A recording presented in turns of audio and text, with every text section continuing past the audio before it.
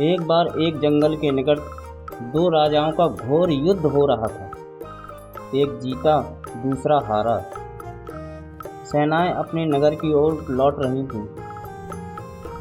सेना का एक ढोल पीछे रह गया। उस ढोल को बजा बजा कर सेना के साथ गए भांड व चारण रात को वीरता की कहानियां सुनाया करते थे। युद्ध के बाद एक दिन आंधी आई। आंधी के जोर से वह ढोल लुढ़कता पुढ़कता एक सूखे पेड़ के पास जाकर टिक गया। उस पेड़ की सूखी टहनियाँ ढोल से इस तरह सट गईं कि तेज हवा चलते ही ढोल से टकरा जाती थी और डमाडम की गुंजायमान आवाज़ होने लगती थी। एक सियार उस क्षेत्र में घूमता था। उसने ढोल की आवाज़ सुनी। वह बड़ा भयभीत हुआ। ऐसी आवाज़ बोलते हैं पहले उसने किसी जानवर को नहीं सुना था। वह सोचने लगा, यह कैसा जानवर है जो ऐसी जोरदार बोली बोलता है, डमाडम। सियार छिपकर ढोल को देखता रहा, यह जानने के लिए कि यह जीव उड़ने वाला है या चार टांगों से दौड़ने वाला।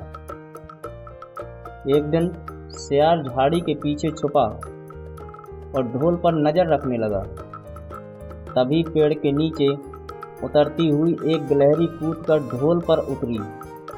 हल्की सी धम की आवाज़ भी हुई। गिलहरी ढोल पर बैठी दाना कुतरती रही।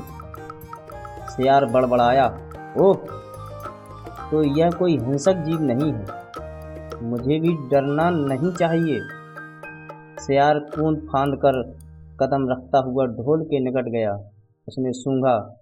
ढोल का उसे ना कहीं सिर नजर आया और ना ही पैर। तभी हवा के झोंके से टहनियाँ ढोल पर टकराईं और दम की आवाज़ हुई और सियार उछलकर पीछे जा गिरा। अब समझ आया। सियार उड़ने की कोशिश करता हुआ वह बोला, यह तो बाहर का खोल है, जीव इस खोल के अंदर है। आवाज़ बता रही है कि जो कोई जीव इस खोल के भीतर रहता है वह मोटा ताज़ा होना चाहिए। चर्बी से भरा शरीर ही ये डम की जोरदार बोली बोलता है। अपनी मांद में घुसते ही सियार बोला, ओ सियारी, दावत खाने के लिए तैयार हो जा। एक मोटे ताजे शिकार का पता लगाकर आया हूँ। सियारी पूछने लगी, तुम उसे मारकर क्यों नहीं लाए? सियार ने उसे झिड़की देते हुए बोला, मैं तेरी तरह मूर्ख नहीं हूँ।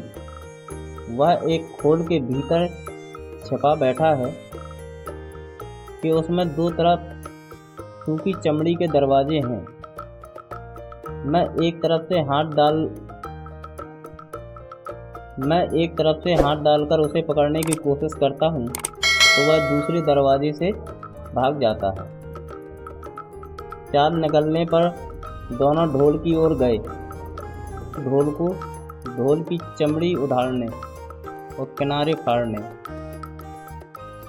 जैसे ही चमड़ी काटने लगे, सियार बोला, होशियार रहना, एक साथ अंदर हाथ डालकर शिकार को दबोचना है। दोनों ने हूँ की आवाज़ के साथ हाथ ढोल के भीतर डाले और अंदर टटोलने लगे। अंदर कुछ नहीं था। एक दूसरे के हाथ पकड़ में आए।